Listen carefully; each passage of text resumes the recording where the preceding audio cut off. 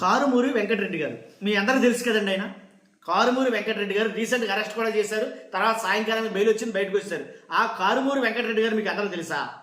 ఆయన గురించి మనం ఈ వీడియో చేయబోతున్నాం. హార్పిక్ మీలో ఎంతమందికి తెలిసింది? ఈ హార్పిక్ తెలుసు కదా.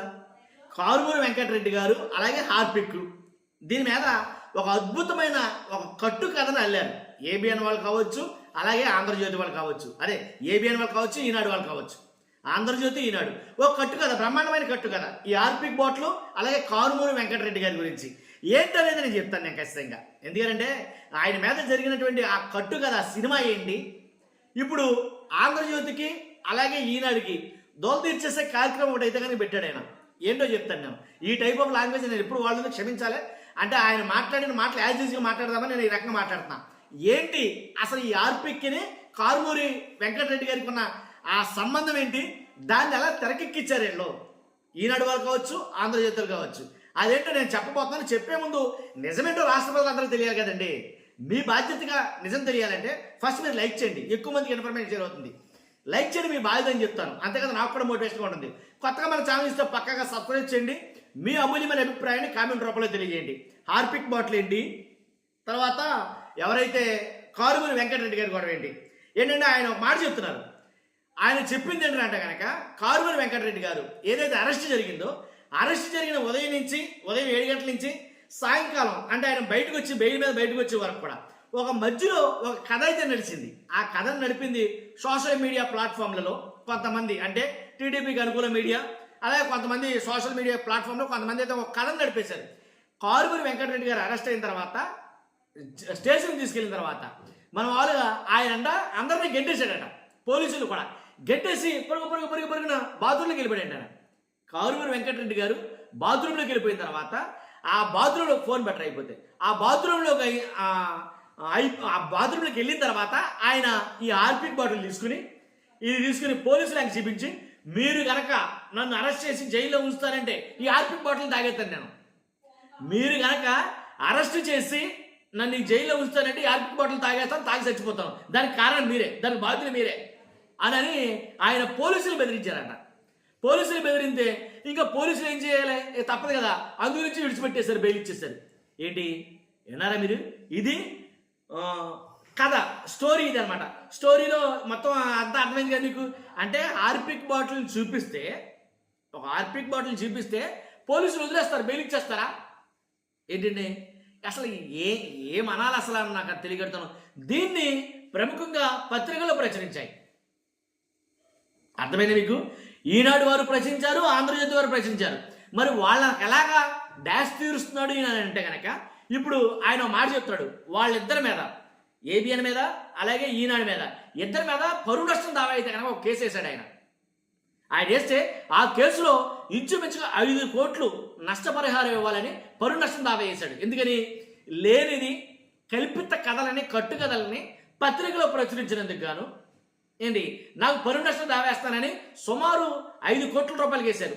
ఆయన కొన్ని మాటలు మాట్లాడుతున్నారు. ఆయన మాట్లాడిన మాటలు కూడా ఒకసారి వినండి. అసలు ఆయన ఏం మాట్లాడని చెప్తాను. నేను పోలీసులు నా ఫోన్ హ్యాండ్ ఓవర్ ఏమైనా చేశాను, నేను వాళ్ళ విషయాన్ని కొద్దిగా సహకరించాను. నేను ఎక్కడ రాలని కానీ చెప్పడం, నాకు నోటీస్ ఇవ్వండి, వాళ్ళ దగ్గర రేపు వస్తా అని చెప్పాను. కానీ పని కట్టుకొని కొంత తెలుగుదేశం పార్టీకి సంబంధించినటువంటి అనేక యూట్యూబ్ ఛానల్ హ్యాండిల్స్ లో ఏదైతే నా తప్పుడు ప్రచారం చేశారో దాన్ని 2 దినపత్రికలు తెల్లారి వచ్చేయడం జరిగింది. నార్మల్ గా దినపత్రికలు అంటే ఏంటి, వాళ్ళు పూర్తిగా ఆధారాలు కనీసం అక్కడ ఉన్న పోలీసులు సంప్రదించాలి ఏం జరిగిందని. సంప్రదించి, ఎందుకంటే రిపోర్టర్లు ఉంటారు కదా, సంప్రదించి ఏం జరిగింది, మీరు వెంకటరెడ్డిని అరెస్ట్ చేసేటప్పుడు ఈ విధంగా సోషల్ మీడియా హ్యాండిల్స్ లో ఈ విధంగా ప్రచారం జరిగింది ఏంటనేది వాళ్ళు ఎంక్వైరీ చేసి రాయాలి. కానీ పనిగట్టుకున్న 2 దినపత్రికలు ఏదైతే తెలుగుదేశం పార్టీ వాళ్ళు నా మీద దుష్ప్రచారం చేశారో దాన్ని అచ్చివేయడం జరిగింది. వాళ్ళు ప్రచారం చేశారు, అట్లా ప్రచారం చేశారు. నేను నన్ను అరెస్ట్ చేసిన వాళ్ళు నెగిటివ్ ప్రచారం స్టార్ట్ చేశారు. నేనేదో బాత్రూమ్ రానన్నాను, నేను పారిపోయానని, లేదంటే లోపలికి వెళ్ళి దాచుకొని నేను ఏదో బెదిరించి చచ్చిపోతా అని. ఇంకొకళ్ళు అయితే వాళ్ళు ఏమన్నా పోలీసు వాళ్ళు ఏమన్నా అట్లా ఉన్న పోలీసు వారు ఏమన్నా ఎవరు చేయలేదు సార్, చెప్పలేదు. ఎందుకంటే పోలీసులు నాతో పాటే ఉన్నారు కదా, అక్కడ తీసుకెళ్ళినప్పుడు ఇంటి దగ్గర కూడా మీతోటే ఉన్నారు, దగ్గర నాతో పాటే ఉన్నారు. 2 సీసీ వాళ్ళు ఎట్లా రాశారు, అది కావాలని సార్, అంటే కావాలని నన్ను డిగ్రేడ్ చేయండి, అంటే నేను గట్టిగా మాట్లాడతాను కాబట్టి డిమోరలైజ్ చేయడానికి రాశారు. దాన్ని పత్రికలు రాయడం తప్పు కదా. వాళ్ళు ఎంక్వైరీ చేసుకుని రాయాలి. వారం రోజులు ఆ 2 దినపత్రికలు నాకు బహిరంగ క్షమాపణ చెప్పాలి. క్షమాపణ చెప్పాలి. నేను ఖచ్చితంగా మళ్ళీ 5 కోట్ల రూపాయలకు ఆల్రెడీ దాంట్లో మెన్షన్ చేసి ఇచ్చారు. 5 కోట్ల 5 కోట్లు అంటే మరి చాలా ఎక్కువగా ఉంది కదా. కాదు సార్, ఇప్పుడు ఆ పత్రిక రేంజ్ పెద్ద రేంజ్ కదా సార్. వాళ్ళకి మా నా రేంజ్ వాళ్ళ రేంజ్ అనేది మీకు తెలుసు. వాళ్ళంతా వేల కోట్లు ఫీజు కట్టాలి. ఎవరైతే పరువు నష్టం రావాలి ఫీజు కట్టాలి. సార్ డెఫినెట్లీ సిద్ధంగానే ఉన్నా. ఆ 2 దినపత్రికలు నా బహిరంగ క్షమాపణ చెప్పకపోతే ఖచ్చితంగా 5 కోట్ల రూపాయలకు ఆల్రెడీ దాంట్లో మెన్షన్ చేసి పంపించాను. ఇప్పుడు 6 రోజులు నాకు చెప్పాలి. ఈనాడు దినపత్రిక, ఆంధ్రజ్యోతి దినపత్రిక, ఈనాడు దినపత్రిక, ఆంధ్రజ్యోతి బోర్డులో రాశాడు. హార్పిక్ ఖచ్చితంగా దాని మీద ఇంకా కూడా వెళ్తాను. పేపర్లో రాశారు సార్. నేను హార్పిక్ బాటిల్ తీసుకున్నాను, బెదిరించి చిన్న అబద్ధం రాయాలంటే భయం వేసేది. ఇప్పుడు అసలు అడ్డుకుంది రాజేస్తున్నారు. పోలీసులు నేను అసలు తోసేశానని, వాళ్ళు నన్ను బలవంతంగా లాక్కెళ్లాల్సి వచ్చిందని ఇన్ని రకాలు రాశారు ఈనాడు. సో 2 దినపత్రికల మీద వెళ్ళాడు. ఖచ్చితంగా నా మీద ఎవరైతే మిగిలిన దుష్ప్రచారం చేశారో తెలుగుదేశం పార్టీకి సంబంధించిన యూట్యూబ్ ఛానల్స్, మెయిన్ ఛానల్స్, వాటి మీద కూడా వెళ్ళిపోతా ఉన్నా. అర్థమైంది కదండి.